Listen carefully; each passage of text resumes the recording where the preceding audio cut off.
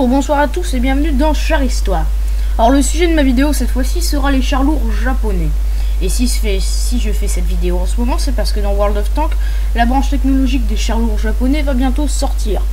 Alors ce Char Histoire sera un peu spécial, ça sera un mélange de caractéristiques de World of Tanks et d'histoire. Pourquoi ? Parce qu'on n'a pas toutes les caractéristiques historiques, enfin je ne les ai pas toutes trouvées, donc j'en ai pris certaines de World of Tanks, mais qui sont à prendre avec des pincettes pour certaines. Parce que Wargaming, qui est le créateur de World of Tanks et d'autres jeux, fait chanter souvent un peu les caractéristiques de certains chars. Et c'est pour ça que je mettrai World of Tanks dans le titre et Char Histoire, pour bien faire comprendre que ce sont les deux. Alors vous ne trouverez pas de gameplay dans cette vidéo, donc si quelqu'un veut chercher du gameplay, qu'il aille ailleurs. Alors tout de suite on commence par l'intro. Les chars japonais, les japonais ne possédant pas beaucoup de chars, et des chars légers qu'ils possédaient au moyen, se dit que fabriquer des chars lourds serait une bonne idée. Mais il y a beaucoup de différences entre les premiers chars lourds, soi-disant lourds japonais, et les derniers. Pour la plupart, ces chars ne furent que prototypes, ou simples dessins. Et aujourd'hui, nous allons voir les chars lourds japonais dans l'ordre de la branche technologique de World of Tanks. Et c'est parti. Alors tout de suite, on commence par le type 89 Igo. Le type 89 Igo est un char moyen japonais utilisé de 1932 à 1942 et qui a été conçu en 1928. Il est armé d'un canon de 57 mm et de deux mitrailleuses de 6,5 mm. Il est capable d'aller à 25 km/h et a un blindage relativement faible. Le type 91. Alors le type 91 est un char lourd expérimental conçu de 1927 à 1933, armé d'un canon de 70 mm et de 3 mitrailleuses de 6,5 mm. Il allait vers 25 km/h et son blindage est toujours relativement faible, de l'ordre de 20 à 30 mm comme son prédécesseur. Le type 95 est un char lourd japonais descendant du type 91, son blindage est plus épais jusqu'à 35 mm de face et il est armé d'un canon de 70 mm. L'un des 37 mm, il est aussi armé d'un canon de 37 mm en plus et de deux mitrailleuses de 6,5 mm. Sa vitesse max est de 23 km/h. Tout de suite, on passe au OI expérimental. La brique, la branche japonaise, enfin la première brique, parce qu'il y en a plusieurs.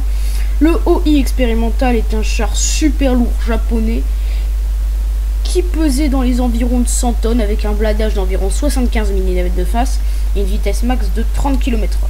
Il est armé d'un canon de 105 mm. Sa conception commença en 1939. Alors maintenant on passe au OI. Le OI ressemble énormément au OI expérimental. Le OI est un char super lourd japonais. Sa vitesse max est de 30 km/h et il est armé d'un canon de 105 mm. Son blindage face est d'à peu près 150 mm. Tout à fait correct. Son développement commence en 1939. Alors tout de suite on passe déjà à du un peu plus lourd.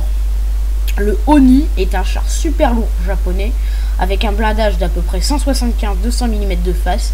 Ce char ne fut jamais produit comme le OI. Alors, selon certaines versions, le OI, donc le tier 5 de la branche de World of Tanks, le OI expérimental, aurait été produit à 2 exemplaires, mais c'est certainement faux, parce qu'on n'a jamais trouvé aucune photo. Le Oni peut aller à 25 km/h et il est armé d'un canon de 105 mm. Tout de suite, on passe au... Oh, quel nom de merde. Toujours comme son prédécesseur, chat super lourd japonais, jamais produit, blablabla. 25 km/h max, canon de 105 mm, blindage de 200 mm de face et toujours une tronche de briques. Le type 4 Heavy, le type 4 Heavy est un char, bon blablabla, on connaît la suite, 20 km/h, canon de 12,7 cm ou 14 cm, blindage de 250 mm de face ou de 160 tonnes de finesse. Elle était nulle cette blague. Type 2605 ou type 5 Heavy. Là c'est le tier 10 de la branche, le joyau de la branche. Non, j'en sais rien, j'ai jamais joué. La même classe que... il est de la même classe que son prédécesseur, même canon, même vitesse, pas la même vitesse, vitesse de 25 km/h cette fois-ci, contre 20 pour son prédécesseur. 10 tonnes de moins, et un blindage de face de 260 mm. En espérant que dans World of Tanks il soit bien cher.